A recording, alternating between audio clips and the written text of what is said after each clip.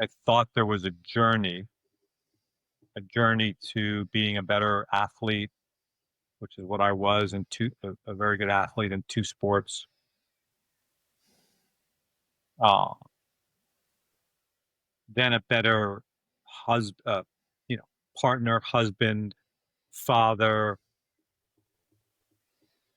even a better business person, a better writer, a better speaker, a better citizen, etc. I thought that was what this was about. And then I kind of discovered that what I had been searching for all along didn't require a journey. It was here. So what I had been searching for all along was in simple terms, was to discover who I am at my core, what I'm made of at my core. And seeking those things I mentioned before, even though they sound like they're in the right direction. Nothing about that is I never really sought to become the richest guy in the world or anything like that. I was seeking to be a better husband, a better person, so to speak, a better father, a better writer, a better speaker, as I said, better citizen. But it's in seeking anything materialistic, and all those things are materialistic, as are good feelings, as are good thoughts, all objects. That is what gets in our way, is what I discovered. So basically, the journey of self-discovery is discovering that there's no step from you to you. And any step that you make to the outwardly, even though that's actually impossible, as we'll probably get into later, but seemingly outwardly, is actually stalling the actual journey of self-discovery. And that's what I discovered, I would say, midway through my career. So probably 17 years ago. How did you come to that conclusion?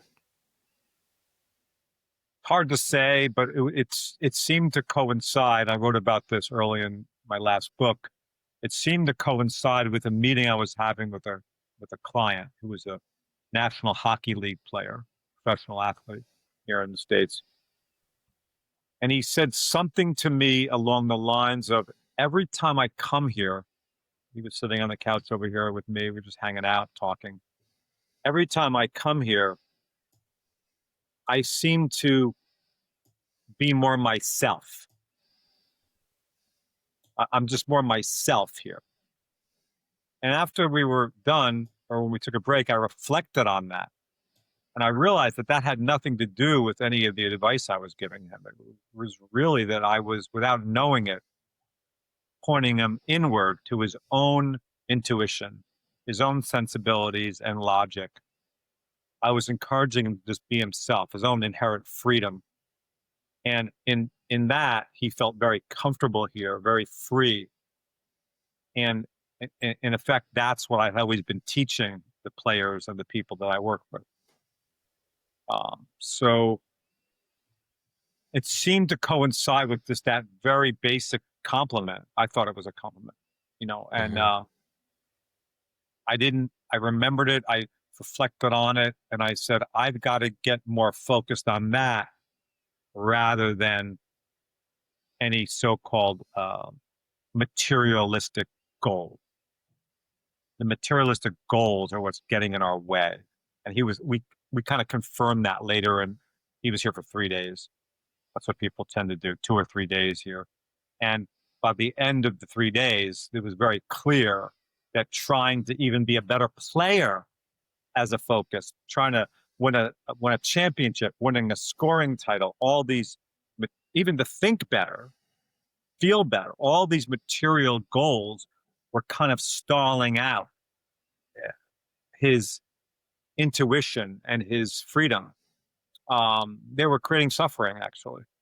So it was then that I said, well, if I'm going to help my players and my clients do this, I better really do this myself. I better get really clear about what my life objective is. And it became very clear that objective must be the only true objective, which is the knowing of self. Who am I? Which is the fundamental question for a reason, because that. In fact, every desire that we have, any materialistic desire, is like a cheap knockoff of that desire, the desire to know who we are. It's been said in many different ways: to go back home again, to be one with God, to know your source. So all these, but ultimately, it's who am I? Who am I truly? And that's what my life work's been about. Who are you truly? Who that you're asking me? Who am I?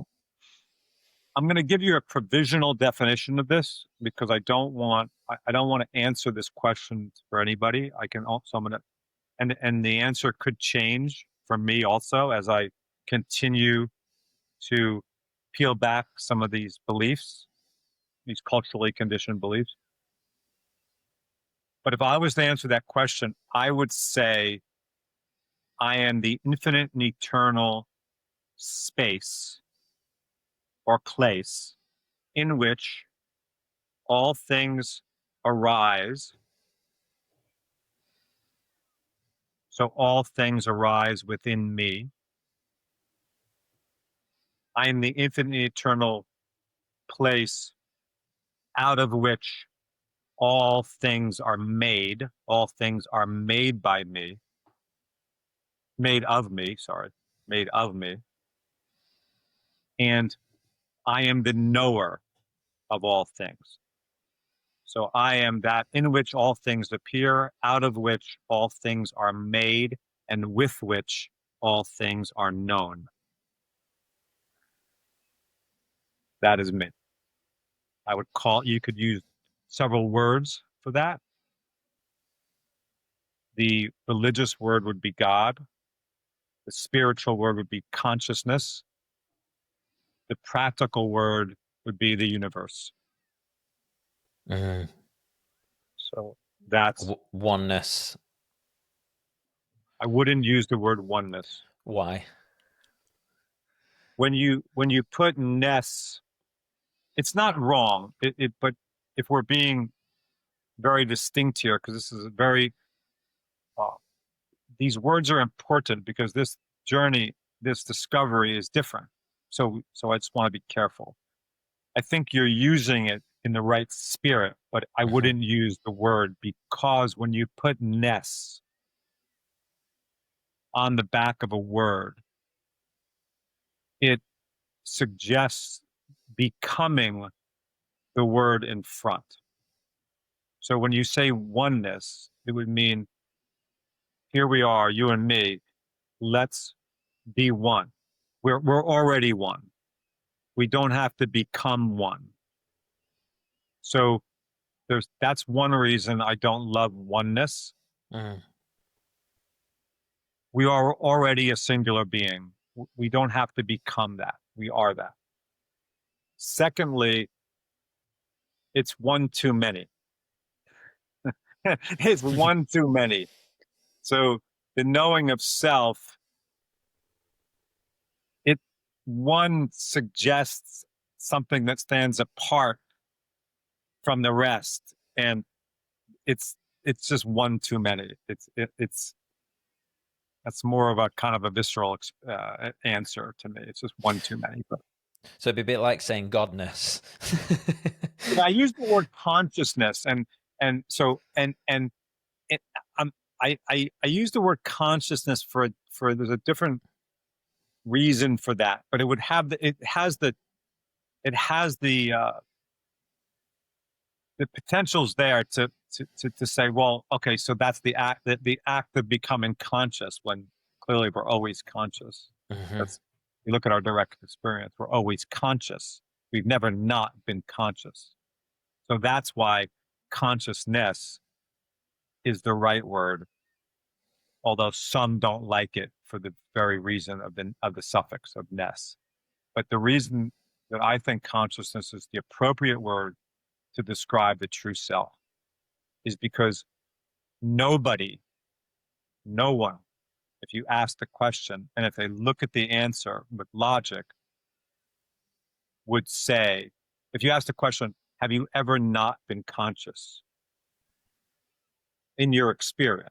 Not what someone told you, not what someone's told you, because someone has told us or taught us that there was a time when we were not conscious because we weren't born yet. And there'll be a time that we're not conscious because we'll be dead.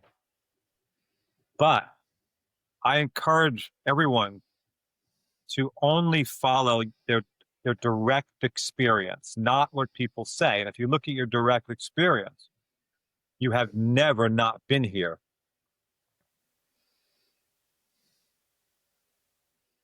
If you look at it, you have never not been present.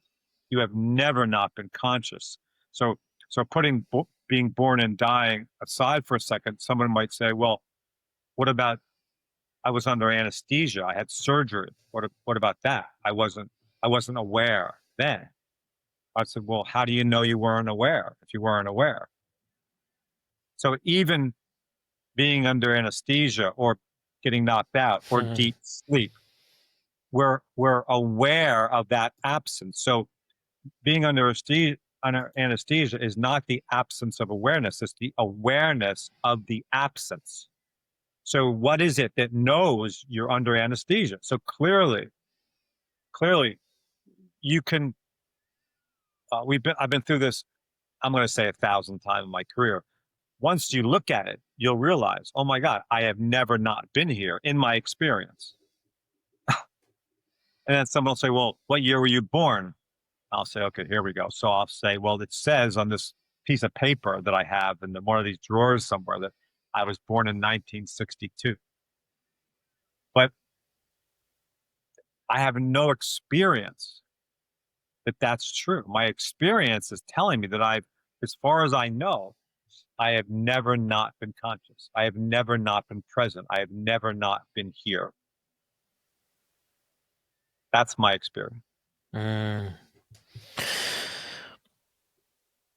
One of the things I'm wondering here is your background was in elite sports, and this approach, modality, way of viewing the world is,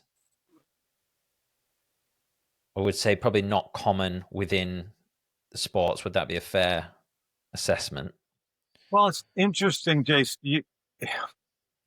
Once it's kind of pointed out, there's like, oh, right.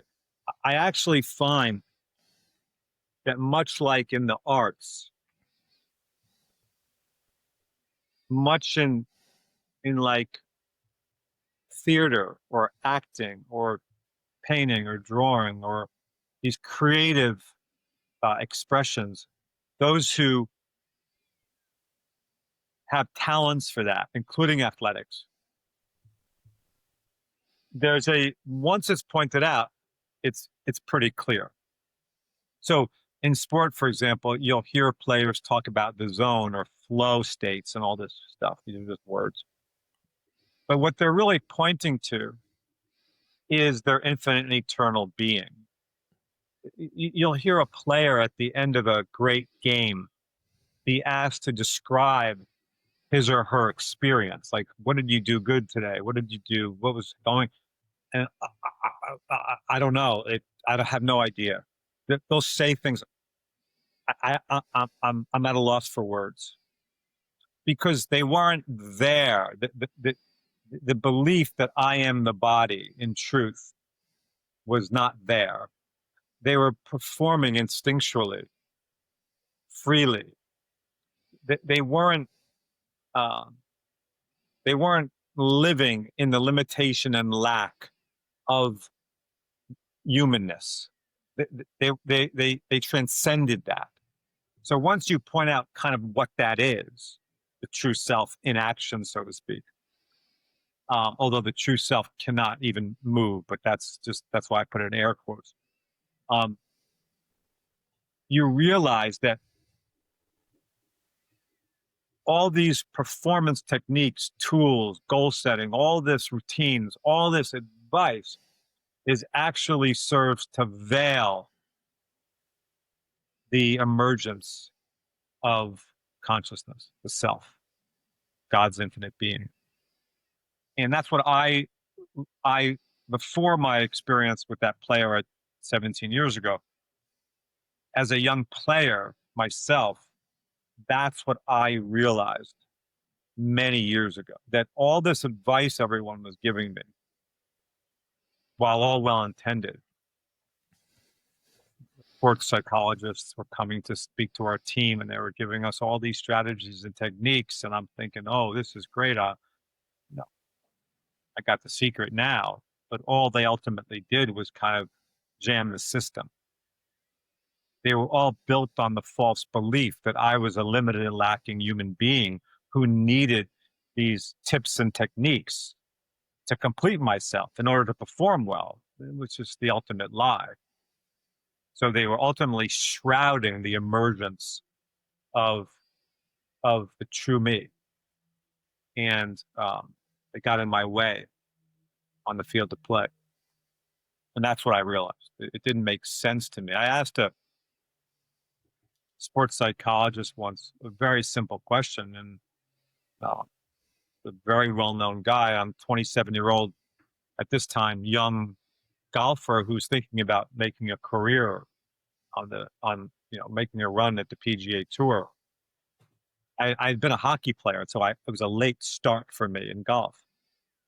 But he was giving me so many tips and techniques, I couldn't see straight anymore. And I finally said, "Hey, I have a question. Is the point of these tools and techniques for me to find clarity, on the golf course?" He said, "That's exactly what it is." I said, "Well, how am I going to do that? You get with all these tools and techniques. You're giving me so much to think about." It sounds funny now, and it sounds so simple, but it just I saw it right away that, wait a second, this isn't going to help me. This isn't going to help me. And uh, that's why I felt like I had to provide at the time, the performance world with a different option, Hmm. different option, other than all this exterior, internal, external advice. Like, uh, and that's how my career was born. There'll be some people listening and thinking, yeah, but if I don't have my goals, if I don't have these tools or whatever, then I'm not going to be able to achieve. Do you? And it raises the question, does everyone have excellence within them? Do you believe? Well, wait. So there's two questions there. So the first part, right? I want to be sure. Two Like part question, yeah. I don't want to miss the first part. So I think that's actually the more important. But let's go to the second part first, because we'll get this out of the way right away. I have no idea about that question. That question is not relevant to me, actually. I don't, and if I believed it, that wouldn't that would be a problem. So to believe something is to not know. So I don't speak about things I believe. So if I believe I've been told something is true and I'm asked to believe it, and I am not suggesting that anyone do that ever. I want you to know, not believe. To believe is blindly accept what I say is true. And I don't want anyone to do that. What I want is for those who listen to this or read my books or whatever, I want them to see if what I'm saying lines up with their direct experience and then explore it for themselves if they're interested. Don't just take what I say or anyone says. Anyone. I would say this to a 10-year-old kid about his parents too, by the way. Don't believe what they say. And I would say to the parent, tell your children that. Ask them to follow their own intuition, their own instincts, their own heart, not what you say. And coaches too. I've taught this to coaches for years. So that's an aside on the belief. As far as excellence within, I don't know. It sounds like it's a little trite, but it's okay. I mean, um, my experience tells me that there's some people that are very good at things and some people that aren't so good at things. And I think sometimes to follow your so-called passion would be a mistake. I do think, practically speaking, do what you're good at and know yourself, do what you're good at. You'll realize you can be passionate about anything. So do what you're good at. If you're a good school teacher, do that. Do that. Um, yeah. Don't, if you're, someone said the other day that they're passionate about playing the violin. I said, how good are you? Like, how good are you with the violin? Are you like, or you like symphony good? I don't know what the right term is. And she says, well, not quite. I said, could you get to be symphony good? She said, probably not. I said, well, it wouldn't make sense then to follow being a violinist. What are you good at? Actually great at teaching violin. Teach. Yeah, like what could you be the best in the world at? Yeah, teach. It's awesome. And I've encouraged my 3 children to do that. You know, I have 3 kids. My oldest son is was a ball player, college ball player, good player, and he went into coaching, which seems very natural being my son. My other 2 kids, who are also very good college athletes, didn't go into coaching. And at first, I'm like, "What? How are you not going into coaching?" But that's not what they were good at, and thus that's they've heard that from me a million times. Let's do what you're good at, and they're doing what they're good at and thriving. So it's yeah, follow your passion is very misguided advice. Not that that's what you said. The first point. I'm sorry. You want to say something about that, please? Yeah, I suppose what I'm thinking is there's a bit of a selection effect with some of this, as in the type of people that consume self-help podcasts are inherently those that will be striving a lot. So therefore the message lands differently to someone in this realm versus a kid who just wants to play video games. Well, I would say that the kid who wants to play video games and the person who's into self-help podcasts are distracting themselves, both distracting themselves away from knowing who they are. I would say those are both distractions from the real direct beeline to who am I? You know, like ultimately, if I'm right, and again, I don't want people to believe this, but if I'm in the ballpark that our purpose is the knowing of self, then go right for it. We don't need the distractions. We don't need the religion, even. We don't need Eckhart Tolle. Go right to it. I'm not criticizing religion or Eckhart Tolle. I'm just saying, well, he would probably agree with that. Where religion would. Religion is the way to God, whereas I'm saying you are it. So that's just go right to it, and then let life kind of just let all these material things be the effect of the knowing of self. That's what I'm suggesting. I'm saying that if you're doing material things to try to find self, you've got the order wrong. The knowing of self is the most obvious thing there is. It's all these bells and whistles of the material world that distract us away from that. Frankly, this is going to it's kind of by design, not God's design. I'm talking about the design of the material world. That's what keeps businesses alive. That's what keeps the you know the that's what keeps this cash flowing, so to speak. Well, I suppose in the example of podcasting, I mean, if we take this one message, then it would be don't listen to any more of my podcast. Just seek what's inward, and then of course, but then that doesn't work, as you say, in terms of the actual economics of that and the model that it's built upon.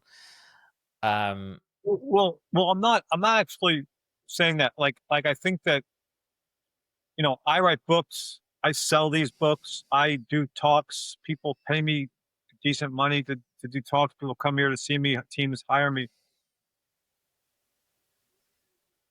But the message, because ultimately, let's say an American football team calls me to speak to the team at training camp.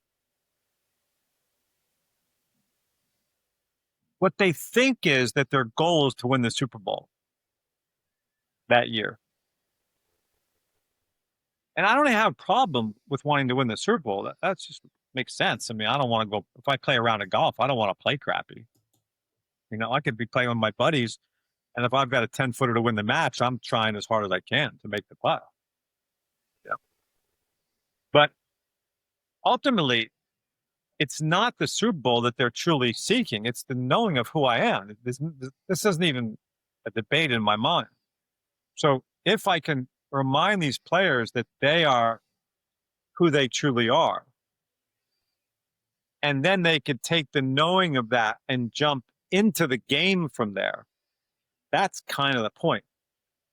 I'm going to quote Jesus, not as a religious figure, as a prophet. And I'm going to use one of his quotes to exemplify what I just said. He said, to be in the world, but not of the world. Be in the world, but not of it. What he meant, in my opinion, was to know yourself, not of the world. So you're not a limited and lacking object. You are infinite and eternal consciousness itself. So you're not of the world. That was the second part. Be in the world, not of the world. And then he was saying, once you grasp that, now jump into the matrix, so it's the illusion of the material. Jump into the game. Have at it. Because from the perspective of infinite eternal consciousness, we're free. We're free. So the most courageous, seemingly courageous people,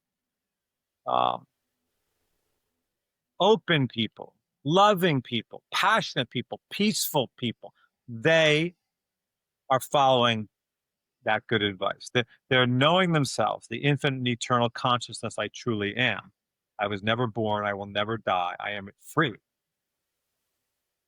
And they are, as he said, jumping into the game of life from that perspective. That's what I would encourage everyone to do. So those that you see that are most genuine, they have the appearance of being very genuine, very natural, very, I don't care what anybody thinks. That's what they're doing in life.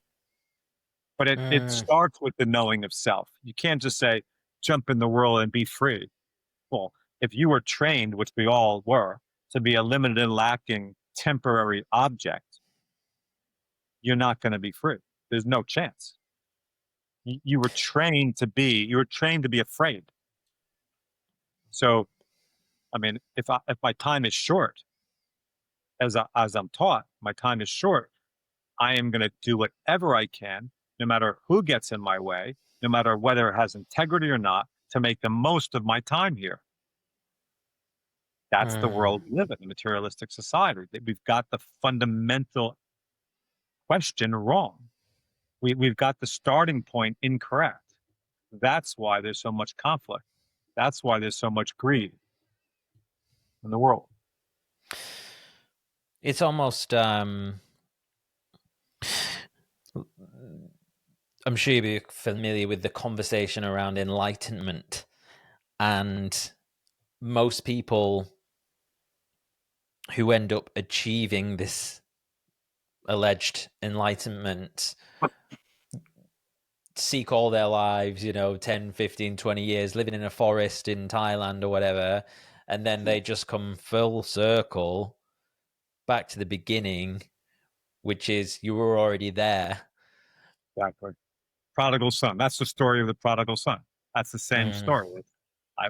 Prodigal son sought and sought and sought, went away from God, so to speak. It's just a metaphor. Went away from God, searching, searching, searching, searching, and God knew just to hang out. Don't force it here. And I would advise this for all parents. You're not going to, the kids are going to do that. You did it. I did it. We're going to do it. Fine. Let them go. There's no stopping it. But and the degree you let them go will be the degree they turn around.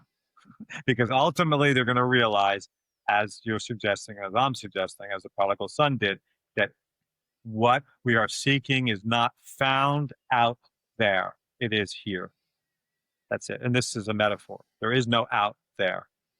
What we are seeking is the knowing of our infinite and eternal being. That is called peace. That is called happiness. That is called love. That's what we're seeking. We're not seeking to be famous. We're not seeking billions of dollars. We're not seeking followers on Instagram. We are seeking, we're not seeking. Mm-hmm. We're not really seeking. The knowing of your own being is what it's all about. If you look at they publish these essays and stuff and books on the words of the dying, the words of the so-called dying. It's very obvious that at the end of life, when you think you're dying, you realize, oh my God, all that stuff didn't matter. Like, what did I waste my time on? It's always, I wish I loved more. Wish I um, didn't take the material things so seriously. Didn't obsess over money. Didn't worry about those things. That I was more myself. Just I was just me. So I think it's very obvious what this game is about. If we could just slow down for a second and look at it, look at it. Like one of the things that I had early on found so fascinating about some of my conversations with great athletes was, well, let's say like this. Two of my longest standing working relationships with athletes and then becoming friends even after they retired, because neither one of these guys plays anymore, was they became clients of mine after they won an amazingly important event. So like a major championship in golf or tennis. Okay. They became clients because a couple days subsequent to that lifelong goal being achieved, they were suffering so much and they didn't know what to do about it. They couldn't understand what was happening. It's a very good example of what happens to all of us. We seek and seek and seek this materialistic thing. Sometimes we achieve it. And when we achieve this materialistic thing, there is a short period of relief. Okay. Now, the relief, to be clear though, this is very important. The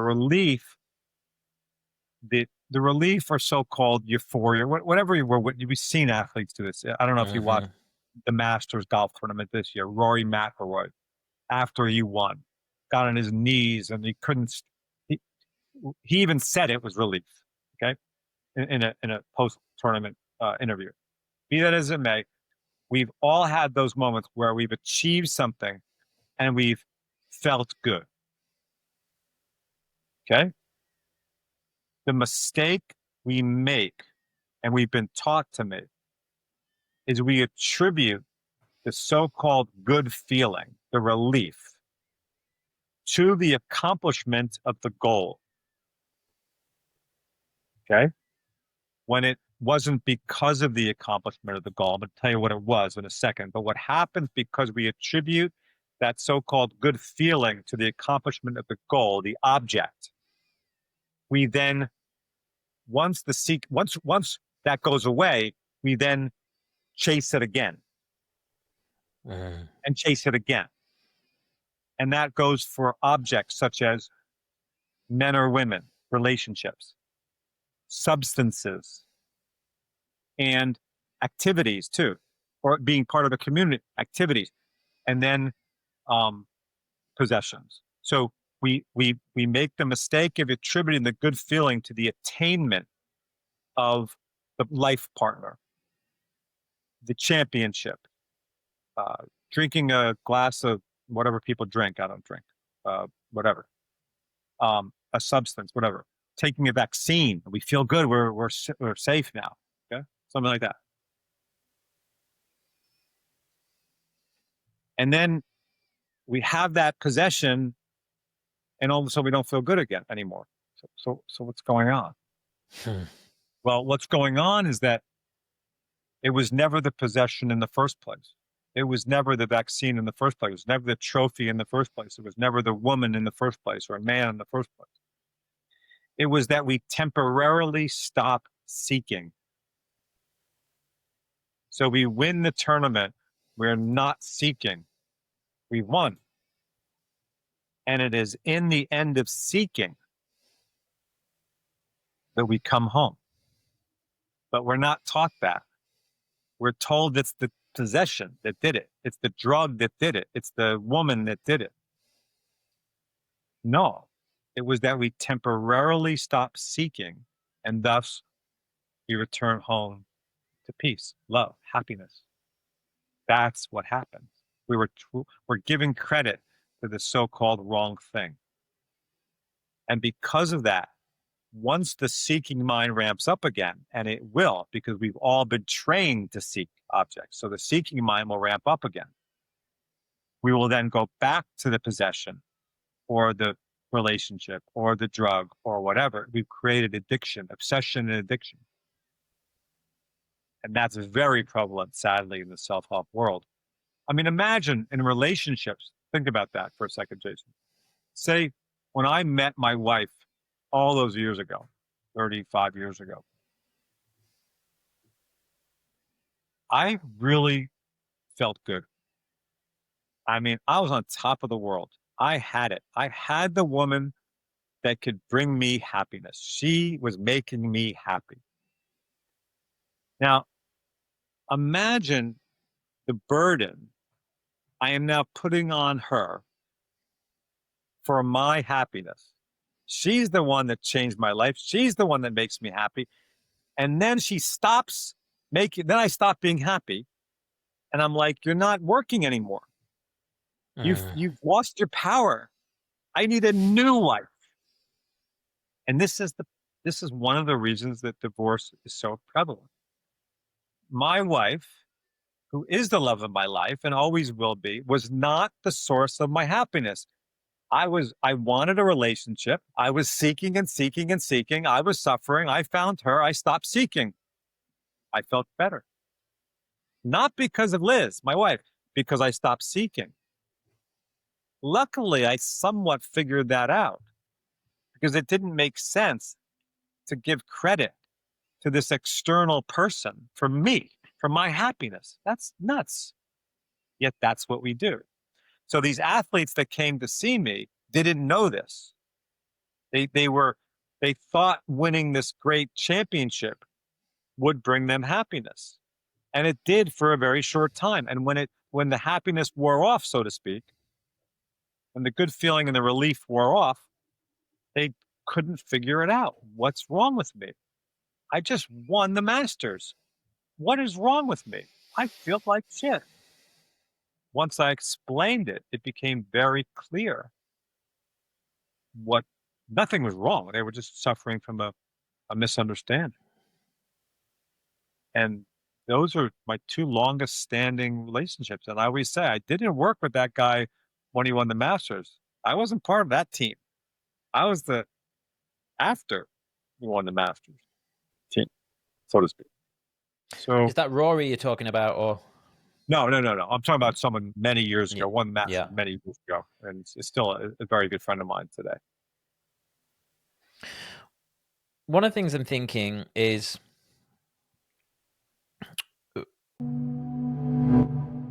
If you're anything like me, you're probably good at starting habits, but fail to stick to them over the long term. There's probably one or two, whether that be going to the gym or taking the dog for a walk, but struggle to maintain others around career, relationship, or life goals. If you're a long-term listener of the podcast, this won't be the first time you've heard me talk about habits and leveraging public accountability. That's why I created InDeep, the tool that helps you build healthy habits and stick to them. After creating your free account, you'll be given your own personal public profile link, which you can share with your friends, your family, coach, or followers. And when someone clicks that link, you'll be given a real-time notification that someone is watching your habits. I can't tell you how much of a motivator it is when you're stuck in a procrastination cycle and this little eyeball pops up with a number next to it. My productivity has gone through the roof since I started using it. It's that effective. Luckily for you, I'm giving away 100 free VIP months to my podcast listeners. There's no credit card required.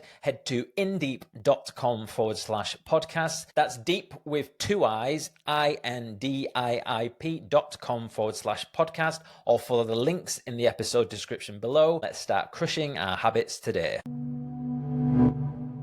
Off air, we were talking about one of your kids is getting married, and I was saying that Ty was still single at 36, and there seems like, I feel like there is dichotomies everywhere, and it's like once you stop seeking, she'll show up, and also you've got to put yourself out there to be visible. And I guess, and I feel like I probably go back and forth between both, whether that ends up being more avoidance and then kind of the other side of things. What advice would you give to someone like me, whereby, if you take that the example, you said before, like I wrote down here, like, what if we had forever? How would we show up? This pressure of time. But as someone who wants to start a family, there is this, and especially for women listening that are my age, even more so, that ticking time, the biological clock and everything else. Got it. So what would my advice be? What would your advice be to that? First advice, I'm just giving you because you're the one that told, so we were together, working together or something. The first thing I would say to you is the ego is really slippery. Okay. So watch out. Now, ego, just what I'm talking about is ego is it's the residue of the belief that I am a separate entity. I am truly this body. That's who I am. So ego thinks it is actually a separate, limited, and lacking human being. That's ego. Okay. So ego is the character, the lie that I am a separate self in truth. And ego is going to keep that lie around and use that no matter what, because that's ego's so-called job, is to convince you that you lack, that you are Clark Kent, not Superman. That's ego. Okay. That's ego's job. So ego wants you to keep seeking. So what you said was, and you have to be, I would say, be careful. It's probably the wrong way to say it, but you'll know what I mean in a second. You said, well, I go back and forth between letting the universe, you didn't say this exactly, but something along the lines, letting the universe work and things fall in my lap, or putting myself out there. The problem with this question, Jason, is both, you're trying to use both of these scenarios to find a woman. That a woman, a relationship, a partner, this materialistic aim, one sounds more noble than the other. I'm going to let it fall in my lap, but that's still what the ego wants. So either way, it's the same mistake. You can't use the truth of who you are for a materialistic goal, because you are not materialistic. So you're trying to use, and this is very prevalent in the New Age spiritual movement. We're trying to use spiritual things like this idea of the law of attraction so you can go find the car of your dreams. This is lunacy. The Yeah. law of attraction doesn't work for your benefit. That I think the law of attraction, serendipity is serendipity. It's not for a reason. It's not so you can become rich or find the woman of your dreams. It's just this once ego melts away, things start to line up. Well, of course, but to use that truth to try to gain something materialistically, that's all ego. So that's the problem. Now, the question is, should I put myself out there? Why not? You and I are talking about something that is really important through this online platform. So what? That's fine. And when I say put myself out there, I'll use an example: dating apps. As no, a I got very it. I got it. Yeah. My oldest son is in the same boat as you are, and as we talked about. And I think that I don't see it. I don't. Dating apps weren't really a thing, but yes, when I was younger, they had other ways. It's so fine. Like, I would just be very practical in my advice about that, and just say, find someone who could share this wonderful journey of knowing thyself with you. Make that what your byline is. Like, you know, like in our family, we're very much into natural health and stuff. Like, we're not into drugs and drinking and all that. And I suggested to my oldest son to actually put that on his bio, because let's just eliminate, because you're not going to marry someone who's not, doesn't really have at least some sense of that. Like, that's going to be an important thing. Mm-hmm. And so he did.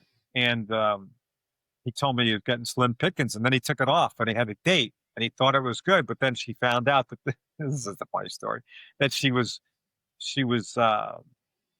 taking all kinds of things to enhance her appearance. And he's like, I should have kept that on my bio. It was just funny. It was a conversation. So I see nothing wrong with it at all. I think it's go into it with your eyes open and have a good time with it. Wouldn't be a problem for me. Yeah, I suppose it's hard to let go of that striving, that ego, and have this online profile and stuff and be swiping through women and stuff. And yeah, I suppose. Yeah, And it probably lines up with a lot of things with performance. If you're, how do you win the Super Bowl but also turn up to train? Winning the Super Bowl, finding the right mate is going to be an effect. It's not going to be. It's going to be an effect. It's going to be a symptom, not the goal. It's going to be an effect. That I can promise you.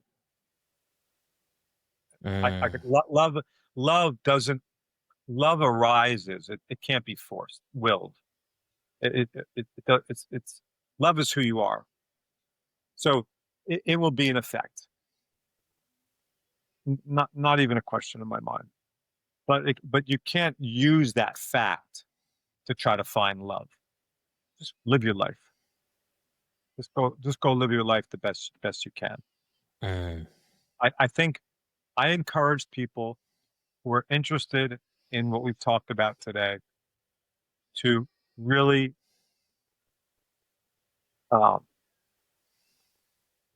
make the priority the knowing of self, but only if you're interested.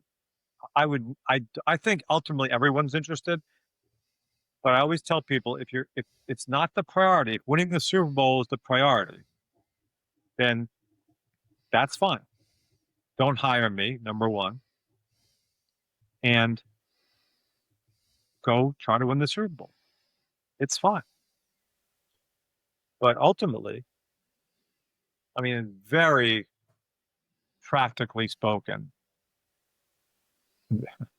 this is a metaphor. When the guy who won 5 Super Bowls is on his deathbed, he is not going to give a shit about the 5 Super Bowls. I can promise you that's true. He's going to be like, why was I chasing that shit? That's what he's going to be doing. Because I suppose ultimately, that's the point. That's not the point. So why not go to the point? That's what I'm saying. Why not go right to the point? If that's not the point, go to the point. And some hear that message, maybe 10% of the population hears that message, and they're like, fuck, that makes total sense. And then 90, maybe, or some, but but then the pull towards objects is so we're so trained in that direction, so conditioned that they're ultimately gonna go back to seeking that materialistic comfort. I have a few thoughts on that particular example, actually. So, the deathbed, regrets of the dying, etc. And I wonder again, this term selection effect, whereby we look at a lot of high achievers and what they regretted. I wish I'd spent more time with my family. I wish I'd, not obsessed around the Super Bowl, whatever it may be. But I often think, what about, and I guess there's status, isn't it? We're talking about achieving status. Those who didn't achieve status in life, and because of that, maybe didn't have children, didn't have a wife, weren't able to leverage the status that achieving all that stuff would give you. I wonder what they would say if they were dying with no one surrounding them. Would they wish they pushed harder? Would they wish they'd done a little bit more? There's something I think about a lot. So interesting thought. But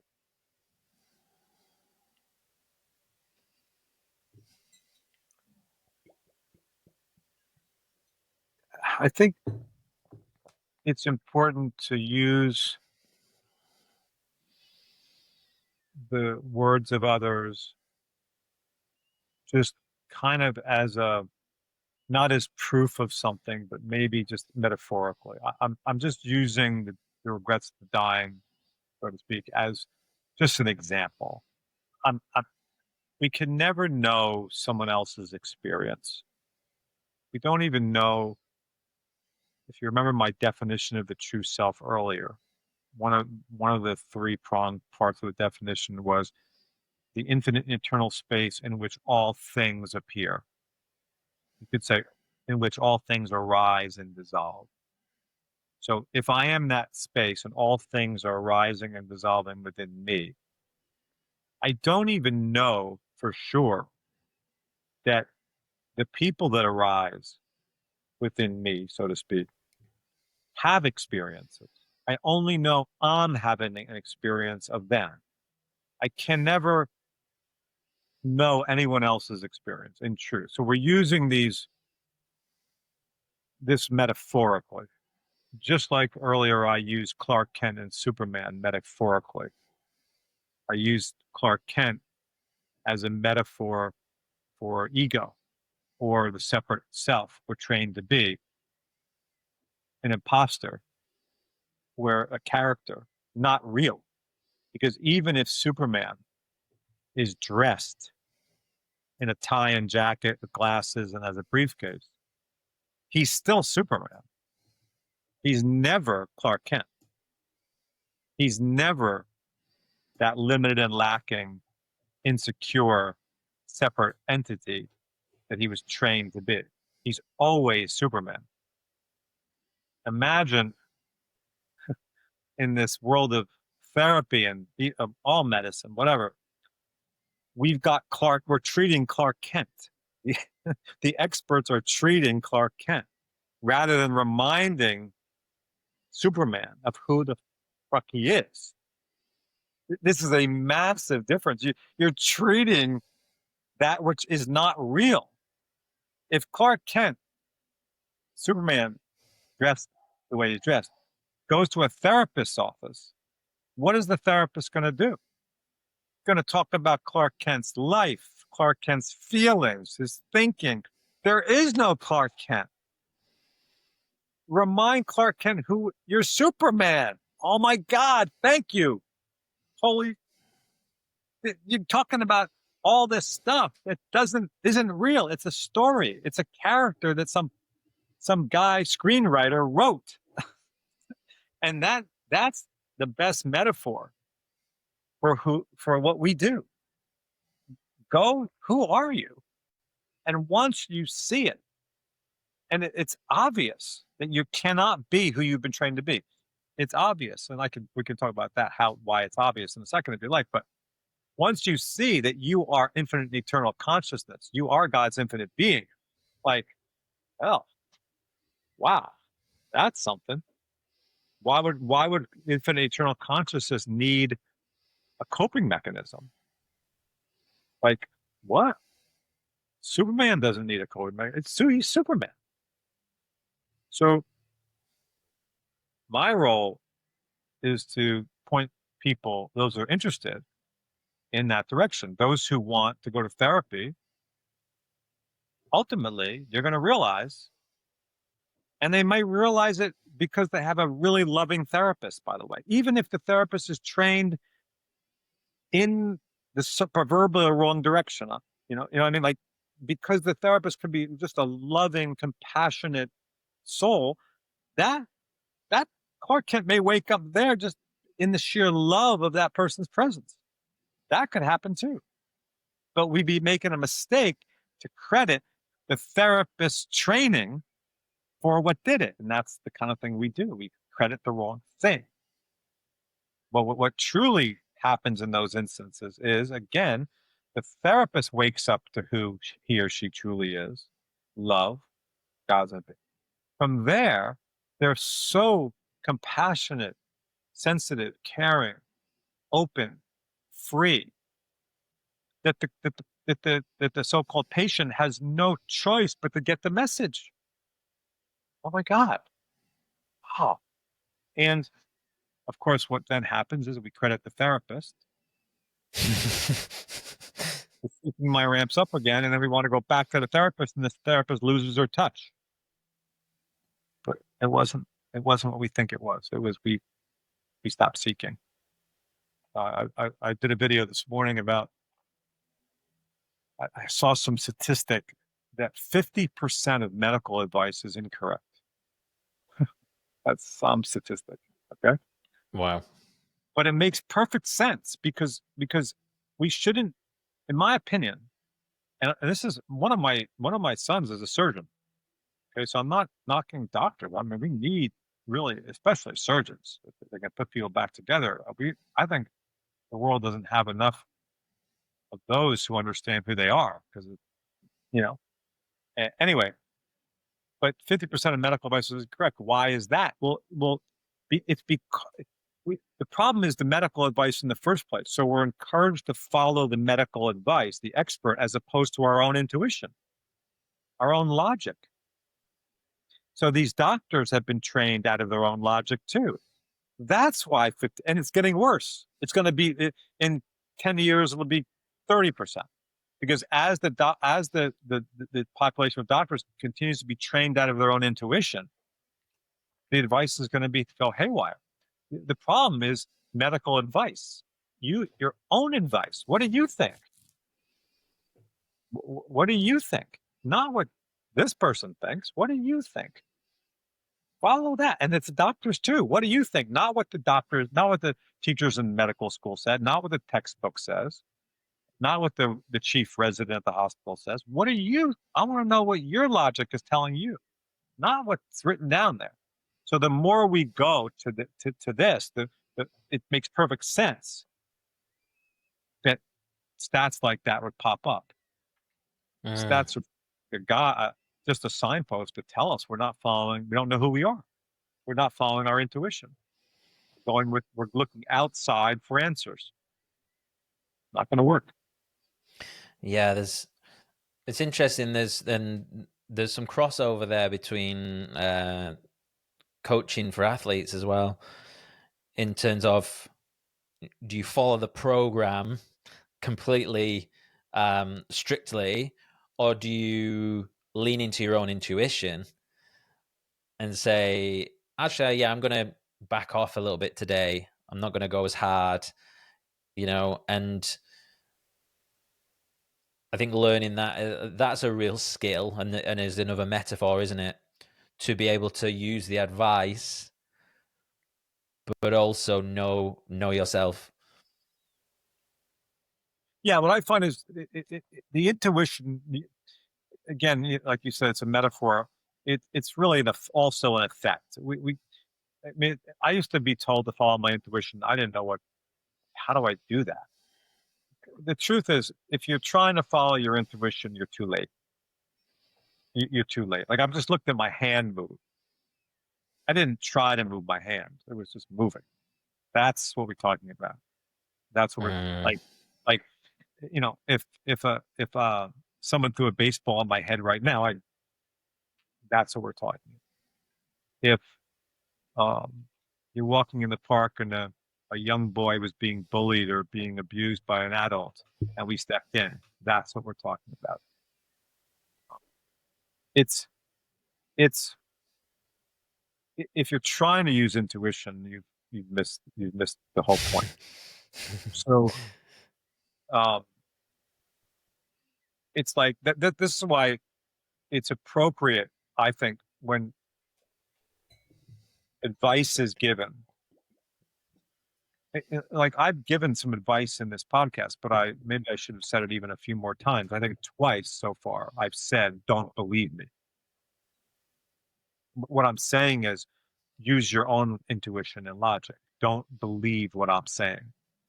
mm, See, I can see if it lines up. Ask me questions, blah blah blah. But just don't follow the advice of anyone, including me. yeah. Use your own logic. Is a very misunderstood word. Reason and or logic. It's often said in many spiritual circles, like, that you're in your head if you're doing that, but that's a mistake, in my opinion.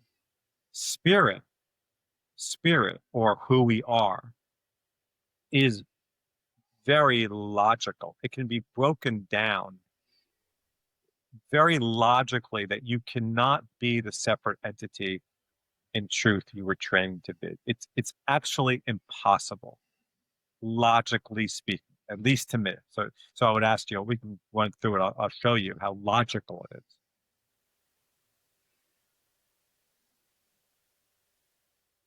We can know nothing for sure. We no one would disagree with this. So if I say, like, what's the first thing you see? That microphone in front of you, let's say, okay? That microphone. If I asked you, do you know for sure that that microphone in front of you would exist if you didn't exist? What would the answer be? The conventional would suggest, oh no, of course it exists without me. But I would imagine what you're queuing up is that nothing exists outside of You. yeah, that Well, non-dualistic thing, isn't it? yeah, because Mm, non-duality is the essence of all spiritual teaching. It's at the core of it all. So mhm, what I'm suggesting, and I said it very carefully on purpose, I said, would you know for sure, which means in your direct experience, for sure, that that microphone would exist if you didn't exist? There's no way you could say yes. You could say yes, it yeah. might exist if I didn't exist, but for sure would I know that? No, you don't know. Hmm. Sure. You don't know for sure, for certain. If you can't know it for certain, then it might be true, but I wouldn't live by it. Live by what you know for sure. And I know that there's no way that that I can say that any objects of the world would exist if I didn't exist. My direct experience is actually telling me, no me, no world. Okay. Mm-hmm. Now, I'm not taking a solipsistic, I'm not saying no Garrett, no world. That would be solipsism. I don't want to go into solipsism, but that's a whole nother, that's madness. That's saying this whole world exists for Garrett. like, like Truman Show. it's an interesting way to look at it, but it's, I'm not suggesting that. I'm saying me, the true self. But back to the, I would know nothing. I would not know that this world could exist if I didn't exist. That's a fact. So it's not like, does the tree make a sound in the forest if no one's there? Does the tree exist in the forest if no one's there? That's what really you want to look at. So what that fact is suggesting is there that nothing exists separate from me. Nothing exists separate from me. Another way to say that would be, well, I'll use an example. What's the first thing other than microphone you see? Give me something else you see. Notebook. Okay, so the question I would ask you to ask yourself is, does that notebook appear separate from you? We've already figured out that in truth, that notebook does not appear separate from you, right? Okay. Correct. Another way to say that would be, does that notebook exist at a distance from you or within you? Within me.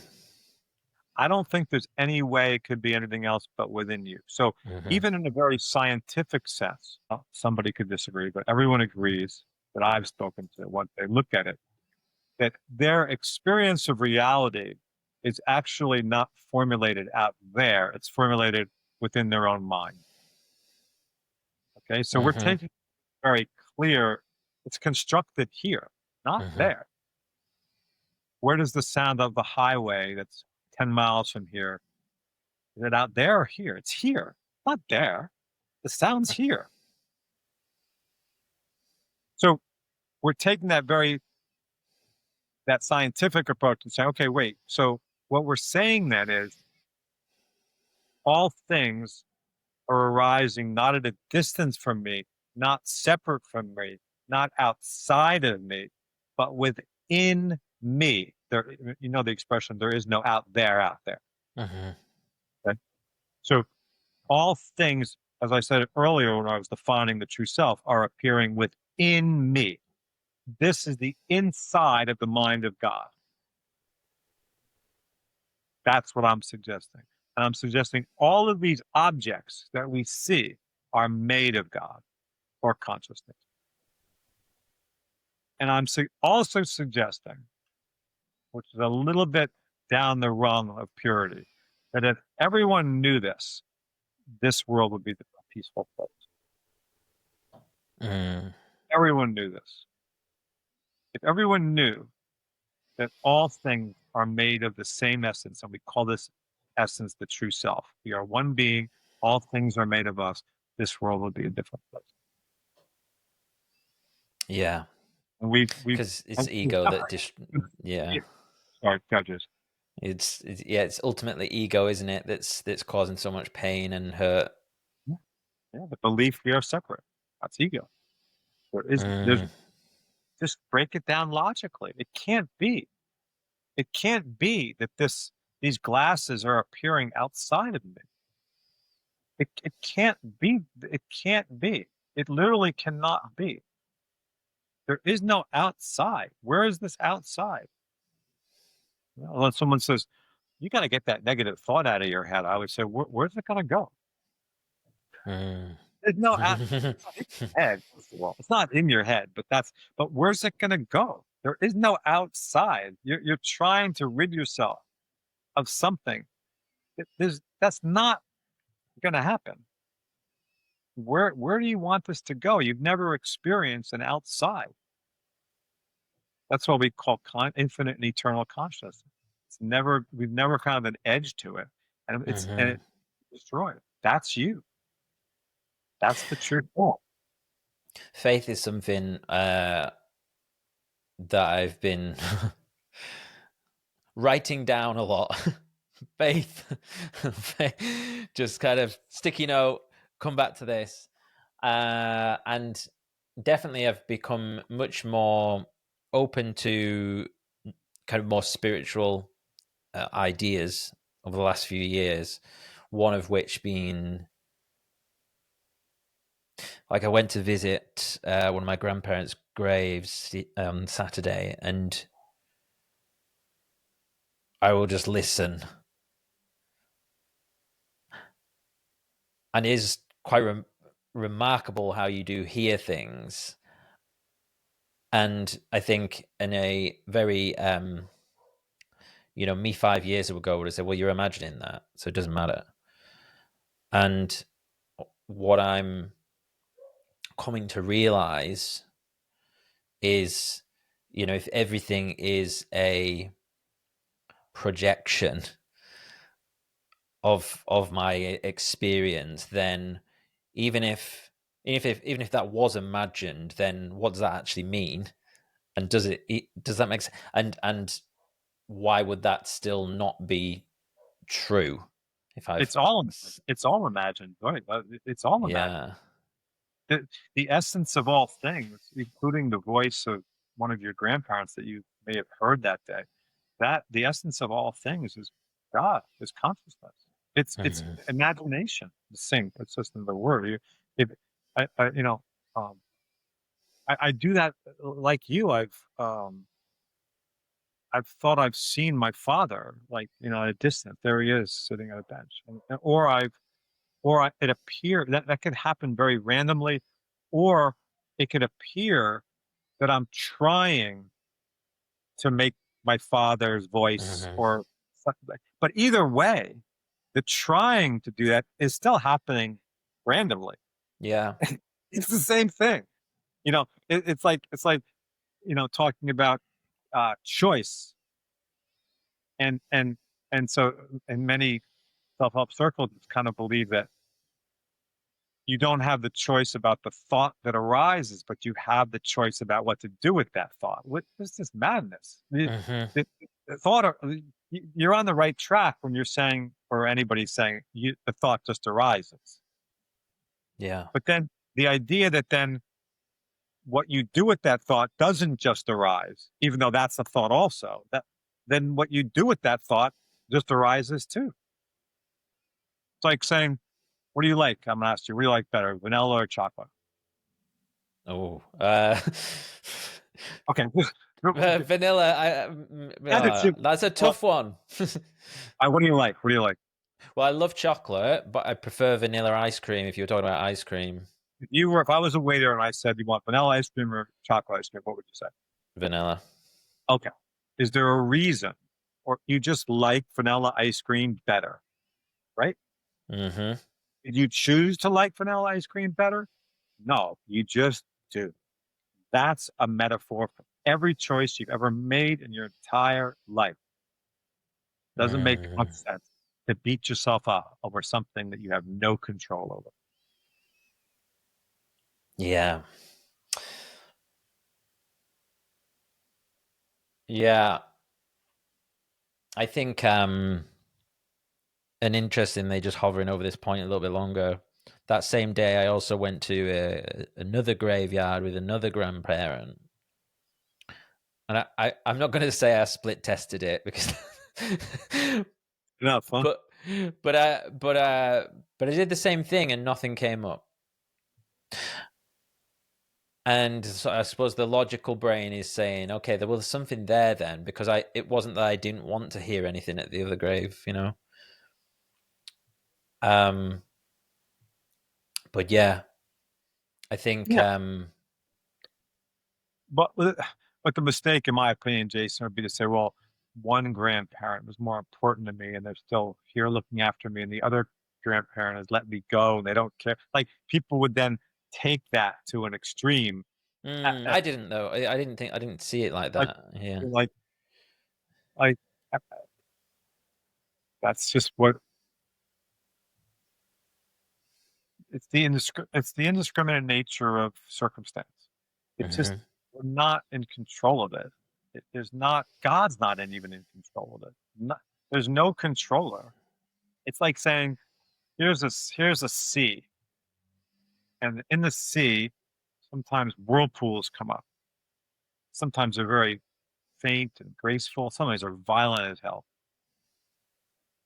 The sea, which is a metaphor for consciousness in this case, and the whirlpools are a metaphor for objects, is not controlling the whirlpools. The whirlpools come and go within it, but the sea is not controlling the whirlpools. What the sea knows, so to speak, however, is that none of these whirlpools have the power to harm me, to damage me, to change me. I'm good. All things are arising within us. We don't control these events, these circumstances, these objects, these thoughts, these feelings.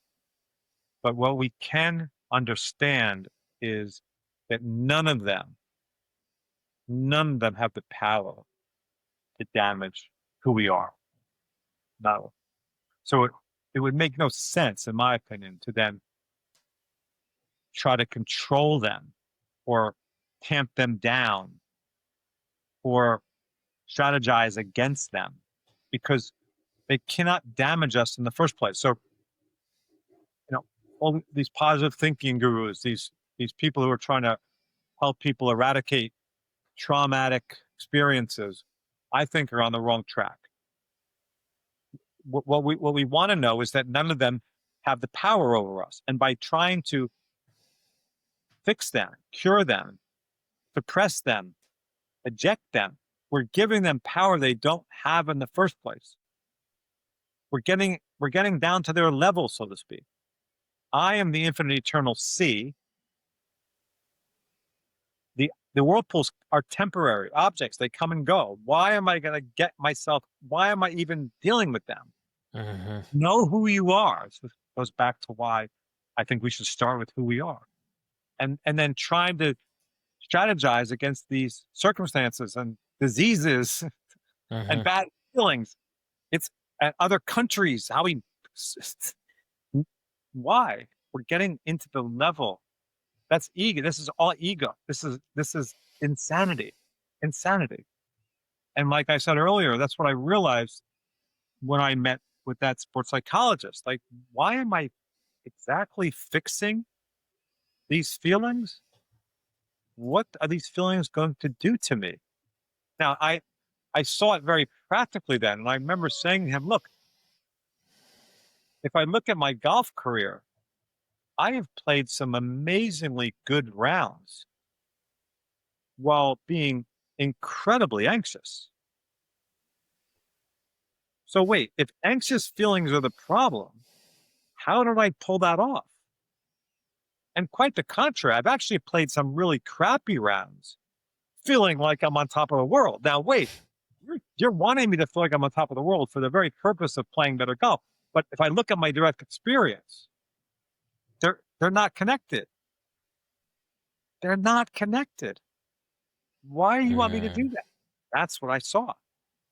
Doesn't make sense. I'm just getting in the mud with thoughts and feelings. And why do I give a shit? Like, I don't, if I have a negative thought, so what? Like, why am I gonna, what's the problem? It's just a whirlpool. And if I have a difficult life event, we've all been through them, so to speak, that's okay. But it's the knowing that that tempestuous whirlpool is happening within me, made of me. Its essence is me.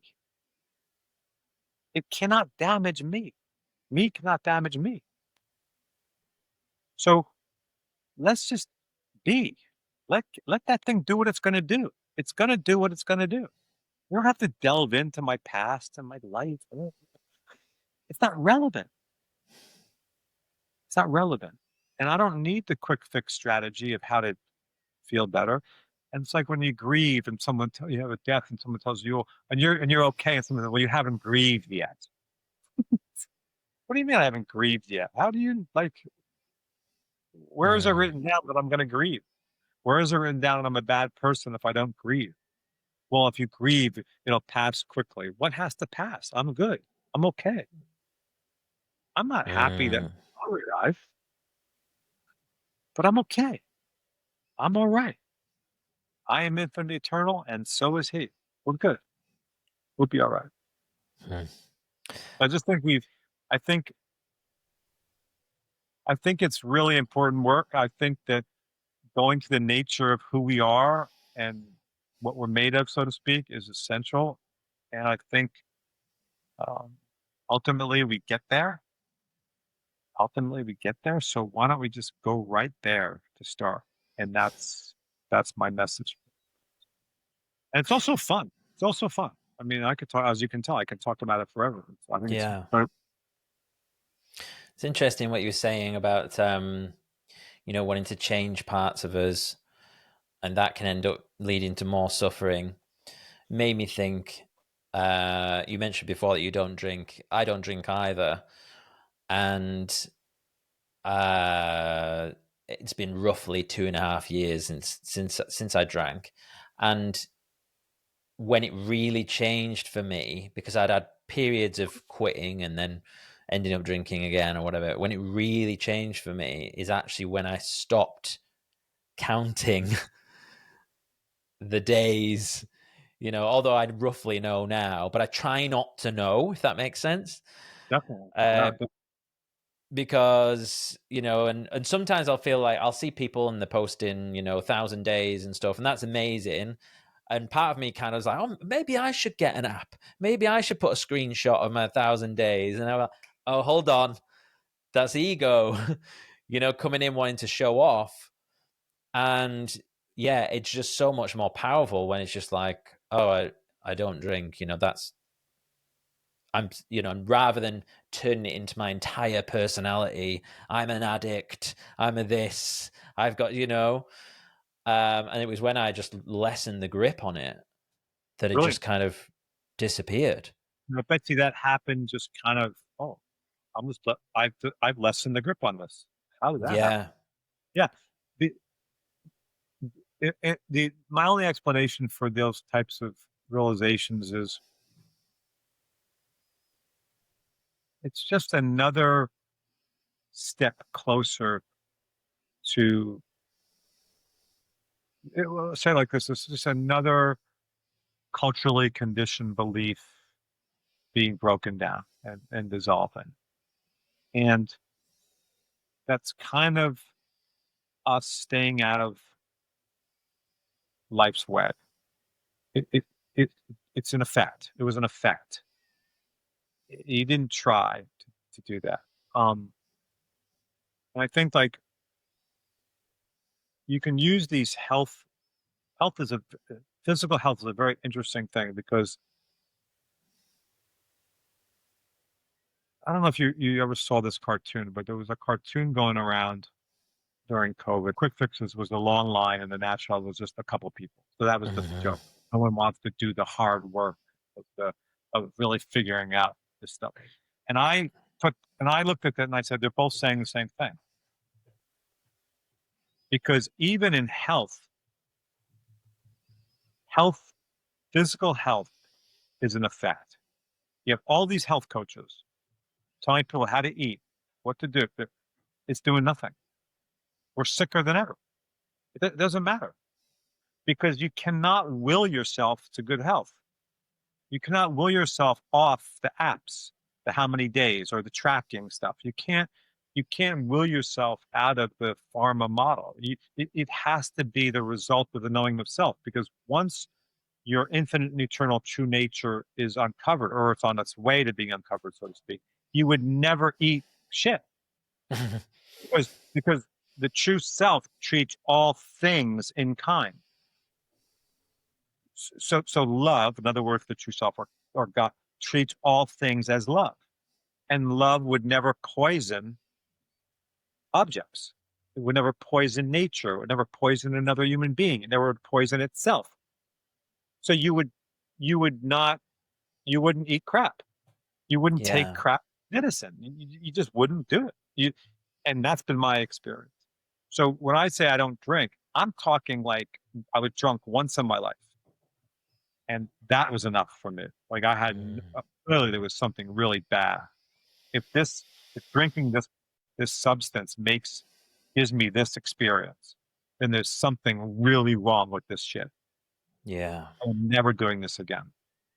But I can't advise people, including my own children, never to do that, or my wife. I can only just do what makes sense to me, and hopefully they get the message. I Mhm. didn't tell them ever, never even had a discussion about that stuff. Yeah. So again, even something like physical health. Sure, some of these health coaches have great advice. I sometimes look at it because I'm curious, but you cannot will someone to take care of themselves. You're not going to do it. It has to be an effect. Yeah. Just like you can't will your team to care about the game as much as you do if you're a coach. No, you're not going to do that. Mhm. You have to just let that be an effect, et cetera, et cetera. I'm not going to will my children into being good citizens. Know who you are first, and then the rest will fall into place. It's the only way we can do it. And like I said, Clark Kent. I mean, Superman still gets dressed up as Clark Kent, but if he knows who he is, he's going to be an incredibly productive citizen, loving citizen, healthy citizen.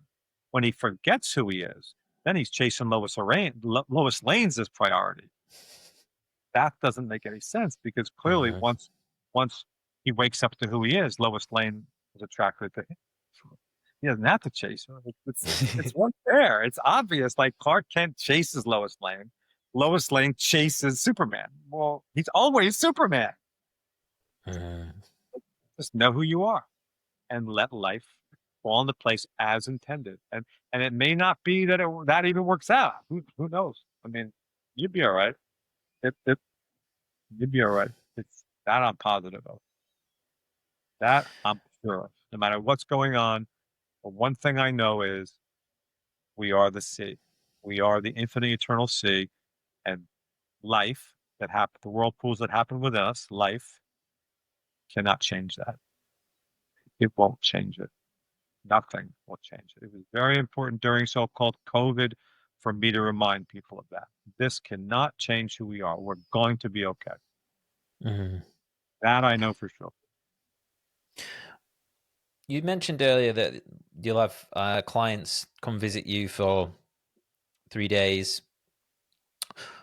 I wonder what are the sort of things that you go through with them, and are there any sort of practical exercises that some of our listeners could try out to better get closer to that knowing thyself? I'm not a great. I don't. Um, I'm going to give you two, but I don't really necessarily see them as exercises. I see them as reminders. Okay. But as far as what goes on here in 3 days, this kind of conversation is what goes on Hmm. pretty much. We may kind of go slower with it. We're cramming for the exam a little bit, but that's okay. Yeah. Um, but there's two things that I like to I suggest, and I'm not suggesting exactly how to do them. I'm just giving you a direction here.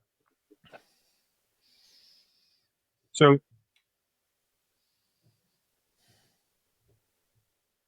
the first one is very simple. It's simply in times of strife, in times of it's called insecurity.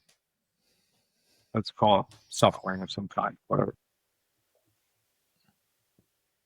I think it's important to ask yourself on whose behalf is this experience taking place? What I mean by that is if suffering is present, where is this suffering arising? On whose behalf is this experience taking place? Because if it's taking place from the perspective of a human being, Garret Kramer is the one who's suffering, then I am going to have to do something about it because I am a temporary object. And suffering is a temporary object. I want the suffering to go so I don't feel shitty anymore. I got to do something. Give me the advice to beat the suffering. This will give rise to more suffering. What the old saying, what you resist persists. If you try to resist the suffering, you are going to hold it in place. Everyone knows this. This is so obvious. It's not even funny. Yet this is what therapy does. So if you ask yourself on whose behalf is this experience truly taking place, and you see that this experience is taking place from the perspective of consciousness, not a separate entity. It's taking place from the perspective of the sea, not one of the whirlpools within the sea. And you know that as the sea, none of those whirlpools can damage me. None of these experiences can damage me. You are going to stay the course. You are going to be the productive citizen, regardless of your feelings in the moment. You're going to be the good player. You're going to be the good writer. You're going to get on with it.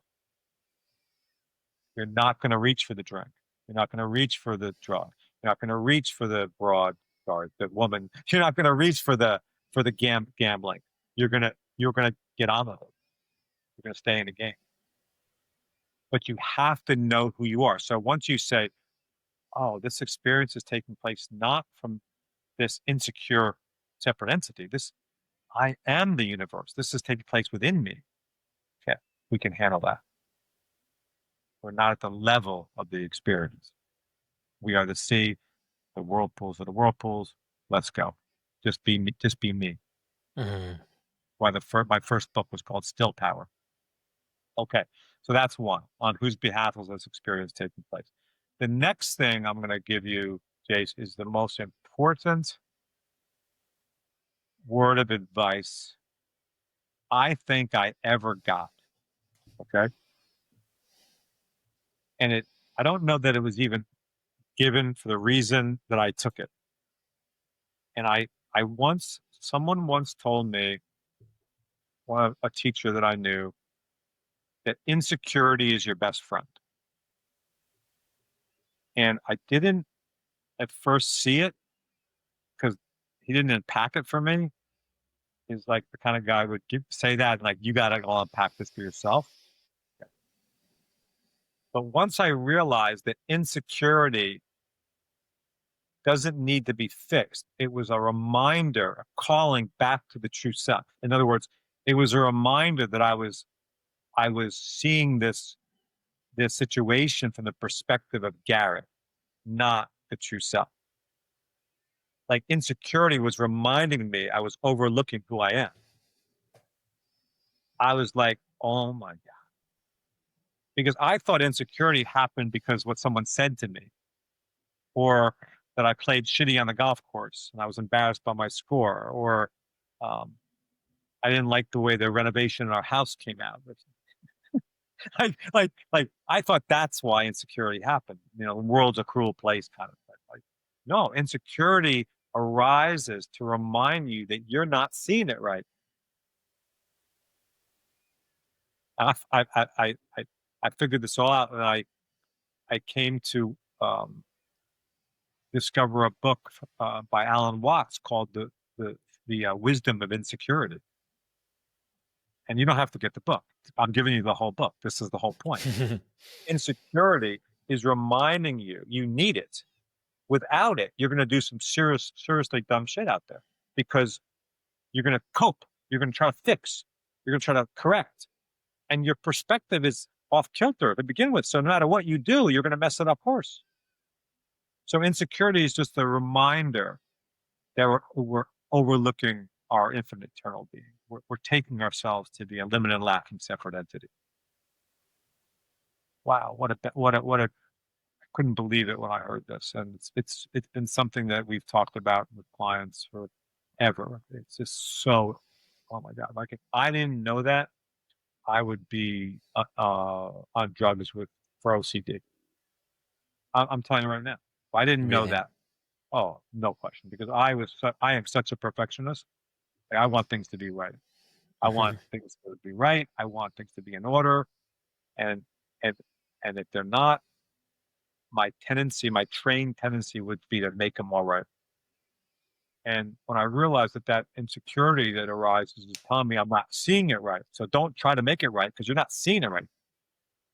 I was like, I'm forgetting who I am. I'm good. I'm okay. Can you give me an example of that? Like, Uh, my first book, I was kind of on my way to seeing this, but I didn't really have a visceral experience of it, and I drove the publisher nuts over the smallest of insignificant details.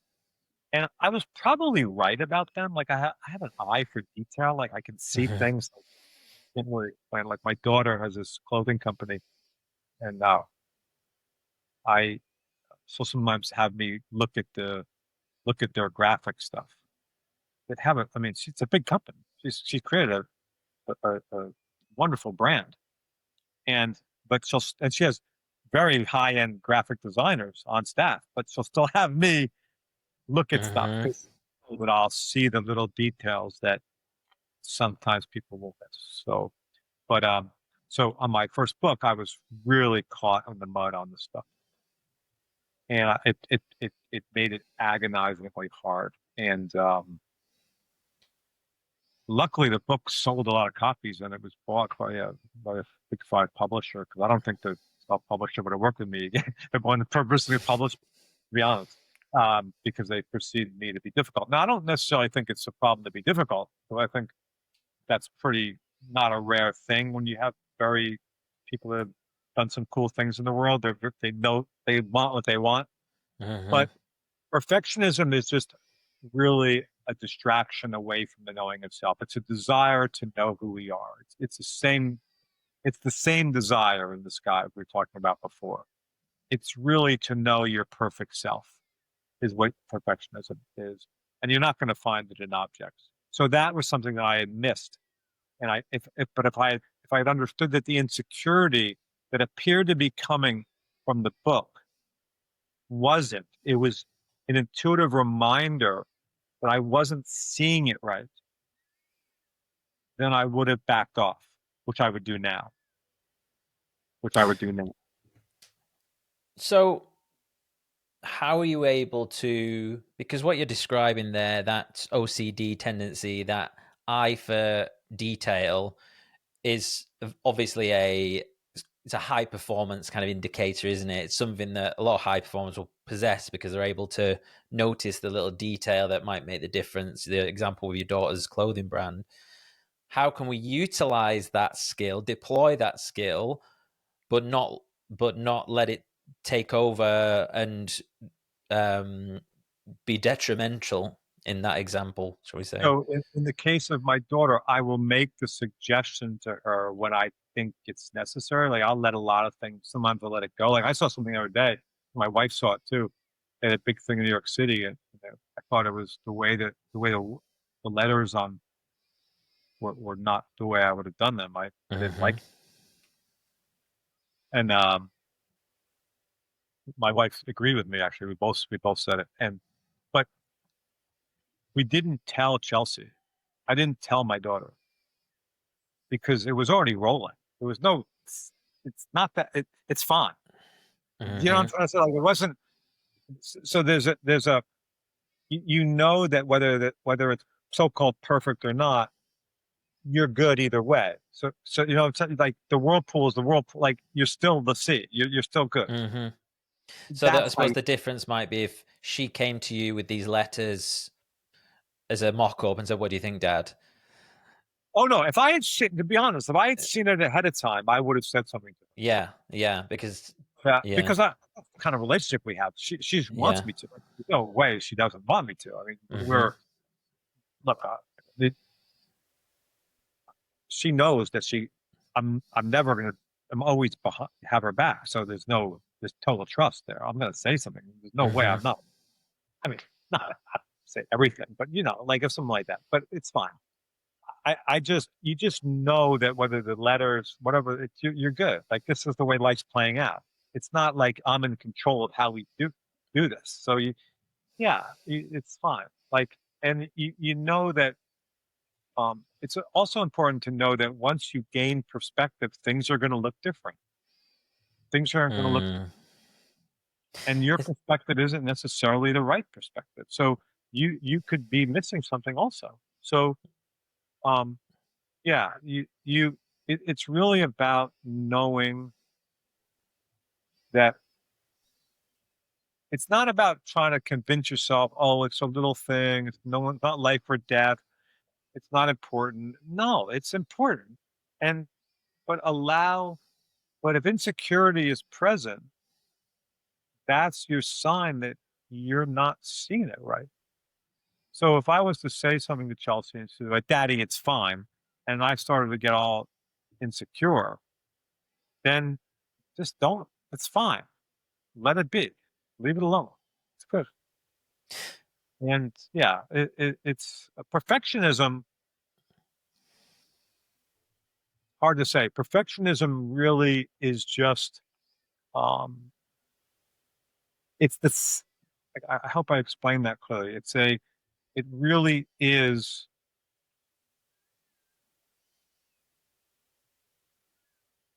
the desire to know that you are perfect, that you are Superman, you're perfect. That's perfectionism. You are complete, you are whole, and nothing can change that. So it's not a bad thing, so to speak. It's not a bad thing, Hmm. but it's kind of that knowing translating into the material. We talk about being in the world. It's kind of that translating into the material. Mm. I mean, so I don't see it as a I like that about myself. Like I don't have any problem with the fact that I'm going to see things. I like that. It served me well. When I didn't understand myself, it created. It looked like that was what was creating suffering for me, but it Hmm. wasn't that. It was not quite understanding who I was. With the understanding that I'm good with the perfectionism, and that's the way it goes. The I'm f- good with it. the feedback thing is a really interesting one and something I've had experience with. And I'll give you two examples. So one was a friend of mine who would constantly give me unsolicited feedback on the podcast. Unsolicited being the key point here. Yeah. And perhaps, probably from a place of love. But then I got to the point where I said, actually, I appreciate it, but I am not asking for it because this is a part-time thing. It's enough to publish every week without me going over all the details and how I could have changed. Um, but thank you. And this person continued to give me that. And I guess what I'm in that example there, that person was acting out of their insecurities and fear rather than love, but probably. And then in another example, in the other direction, a friend of mine who's just started a business and has been asking my feedback a lot on content and stuff. And he'll ask me, and I'm very conscious of this because I don't want to be critical, too overcritical, right? What do you think of this Instagram reel?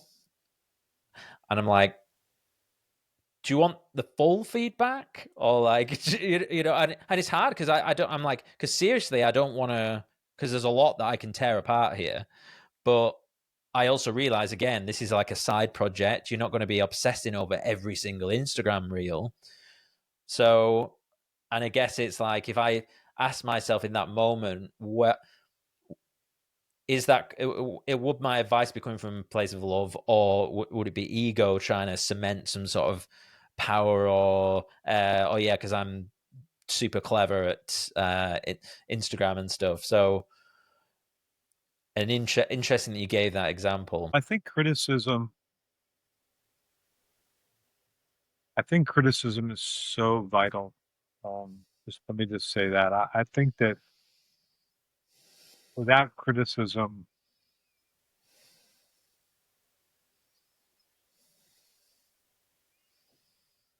and I'm talking about criticism of anyone, so-called authority figures, um, let alone restaurant critics and all that kind of stuff. I think criticism, without criticism, you have authoritarianism.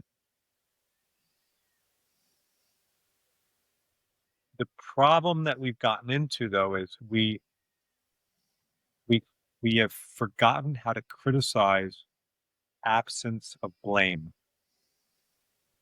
So we don't just criticize, we blame people at the same time. Criticism isn't the issue, it's blame. You Mm, fucked up. I'm No, no, you didn't. I'm just okay. You made a mistake, but like I'm not blaming you for the mistake. So I always use the example of one of my sons was a position. Baseball at all? mm-hmm, Baseball. He was a short college shortstop in that position. So you field ground balls at this position. mm-hmm. And I remember he was early in his college career, and he was very sure-handed. But I don't know, the ball took a hop and it kind of hit off his chest, and he made an error, and it was a costly error. And I remember watching this because after the inning was over, he runs into the dugout, and I'm just watching how the coach handles this. So I didn't really know he was early in his career, and the coach ripped him a new one, like went crazy. My wife was with me. I turned to her. I say, What does this guy think that he made the error on purpose? Like, obviously, you can't blame him for the error. He didn't try to make the error, so it makes it's not logic Mm-hmm. to blame him for missing the ground ball. Now, you want to you want to criticize how he fielded it, or maybe if he wasn't attentive, maybe and even if he wasn't attentive, he wasn't not attentive on purpose either. Okay, so no matter what, it doesn't make sense to blame people for their mistakes. And if everyone knew that, including ourselves, by the way, for our mistakes, not self-blame is the same thing.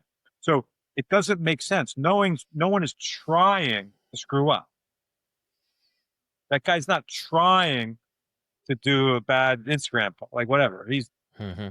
So if we would remember this and then criticize absent of blame, all criticism would be incredibly productive.